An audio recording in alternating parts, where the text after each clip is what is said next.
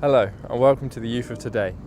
We'll be delving deeper into video game violence and the effect it has on our future generations.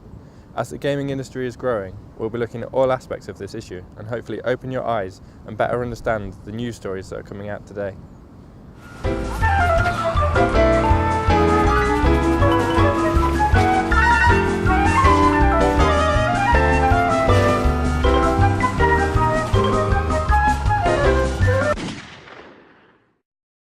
The video games industry is one of, if not the largest, most profitable industry in the past 10 years.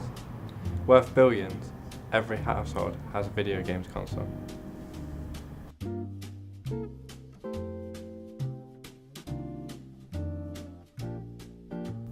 The video games industry is worth a whopping $66 billion, and by 2016 it is estimated that that figure will raise to $86 billion.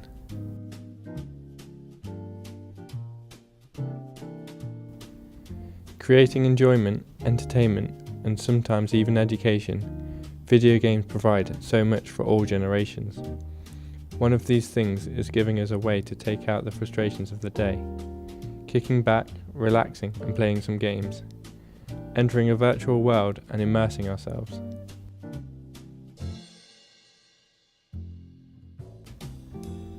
We caught up with someone who's very familiar with video games and intends on devoting his life to the creation of them.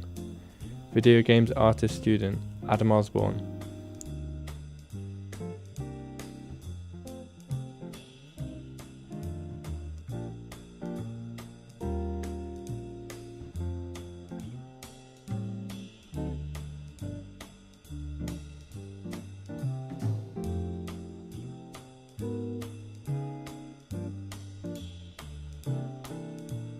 Still not convinced?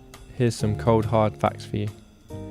83% of parents place restrictions on their children playing video games, compared to just 78% on TV.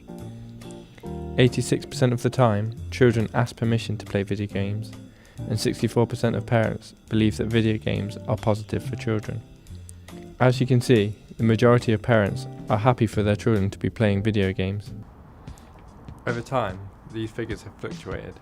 In the history of violence in video games, a lot of stereotypes have been made. It's got a bad aftermath, right? You bring out bad games where they got stealing, violence and stuff like that, then it's obviously going to make an effect on the people, do you know what I mean?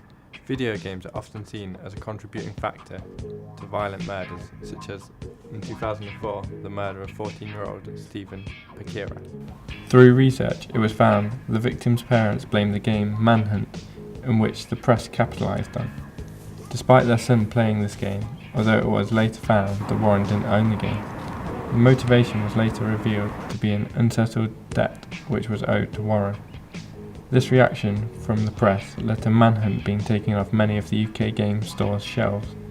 As games become more realistic and more graphic, perhaps there should be more care about who gets to play them.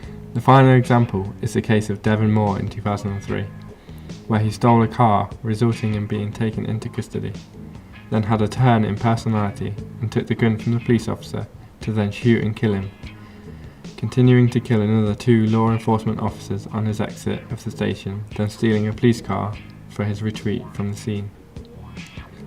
In the court hearing, it was found that Devon had spent hundreds of hours playing the video game Grand Theft Auto Vice City, where actions like the ones Devon took are part of the storyline and action involved. The prosecution said that this game is a murder simulator which trains the user how to become a killer. People are violent, but I don't think people were violent and vulnerable before gaming. If you've got a family who support you and explain that what is on the screen is fantasy, then that's acceptable. We've all got those family members who condemn games like GTA for their violence, but should we really be listening to them? According to websites like Site Central, which focuses on human psychology, the negative effects of gaming can be built up over time. Dr. Brad Bushman said on their website that investigators found that people playing violent video games for 3 consecutive days showed increases in aggressive behaviour and hostile expectations each day they played. Take the 2011 riots for example. Starting out as a peaceful protest turned menacingly quickly into a countrywide riot. Up and down the UK, people between the ages of 14 and 36 took part in the lawless acts which saw 3,100 people arrested. These acts of vandalism, social disorder and even murder have all coincided with the Huffington Post releasing their article which foretold of 8 lasting effects violent games have.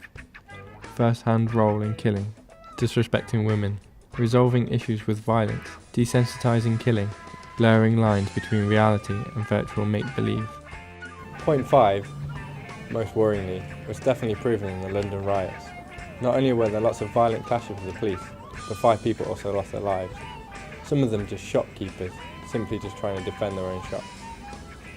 Here we have Mrs. Fladbury, a teacher in an area of Birmingham that regularly sees younger generations conflicting with police and others. We asked her if she thought the glorification of crime and violence as seen in Grand Theft Auto 5 affected people that she may even teach. Because of the glorification of the crime, I think Grand Theft Auto gives individuals an excuse, a reason to commit those crimes, to act in that way, and it almost gives them permission to do it. So hopefully you enjoyed exploring violence in video games further. We're going to leave you to debate this topic further and decide whether you're going to take a side or keep a neutral perspective. If you want to join in the debate, then you can always tweet us at #TheYouthToday.